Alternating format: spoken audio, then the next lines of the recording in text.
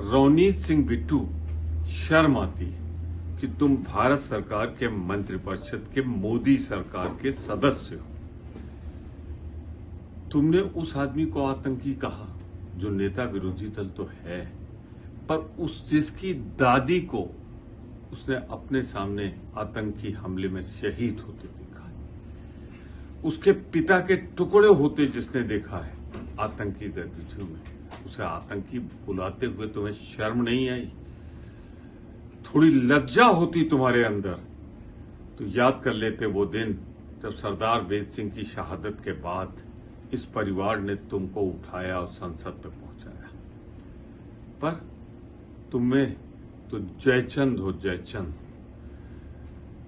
और अपनी गद्दारी की कीमत वसूल रहे हो भाजपा से। इसीलिए जब लोकसभा में पंजाब की जनता जो तुम्हें पहचानती थी उसने ठुकरा दिया, तो तुम्हें लाया गया बैकडोर से और मंत्री बनाया गया कि उस गांधी परिवार को वाली दो जिसका इतिहास शहादत से भरा पड़ा है, देश की आजादी के लिए कुर्बानियों से भरा पड़ा है। शर्म आती है कि ऐसा आदमी मंत्रिपरिषद का सदस्य है।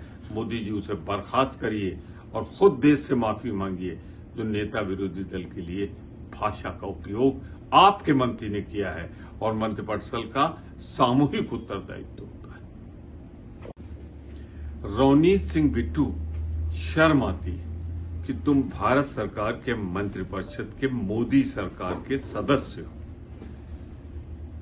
तुमने उस आदमी को आतंकी कहा जो नेता विरोधी दल तो है, पर जिसकी दादी को उसने अपने सामने आतंकी हमले में शहीद होते देखा है, उसके पिता के टुकड़े होते जिसने देखा है आतंकी गतिविधियों में, उसे आतंकी बुलाते हुए तुम्हें शर्म नहीं आई?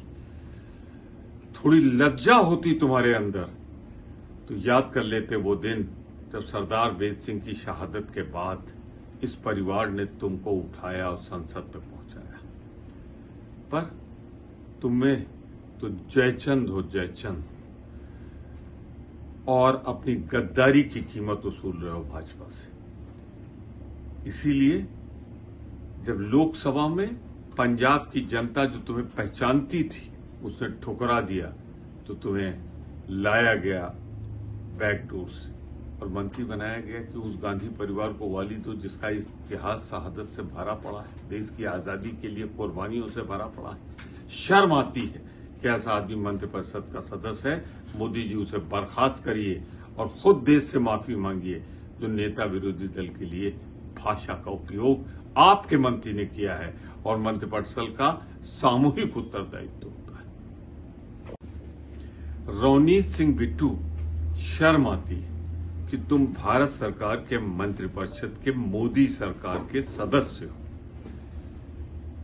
तुमने उस आदमी को आतंकी कहा जो नेता विरोधी दल तो है, पर जिसकी दादी को उसने अपने सामने आतंकी हमले में शहीद होते देखा है, उसके पिता के टुकड़े होते जिसने देखा है आतंकी गतिविधियों में, उसे आतंकी बुलाते हुए तुम्हें शर्म नहीं आई?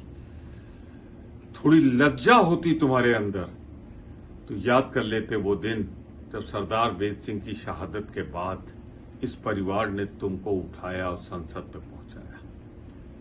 पर तुम्हें तो जयचंद हो जयचंद, और अपनी गद्दारी की कीमत वसूल रहे हो भाजपा से। इसीलिए जब लोकसभा में पंजाब की जनता जो तुम्हें पहचानती थी उसने ठुकरा दिया, तो तुम्हें लाया गया बैकडोर से और मंत्री बनाया गया कि उस गांधी परिवार को वाली दो जिसका इतिहास शहादत से भरा पड़ा है, देश की आजादी के लिए कुर्बानियों से भरा पड़ा है। शर्म आती है कि ऐसा आदमी मंत्रिपरिषद का सदस्य है। मोदी जी उसे बर्खास्त करिए और खुद देश से माफी मांगिए जो नेता विरोधी दल के लिए भाषा का उपयोग आपके मंत्री ने किया है, और मंत्रिपरिषद का सामूहिक उत्तरदायित्व।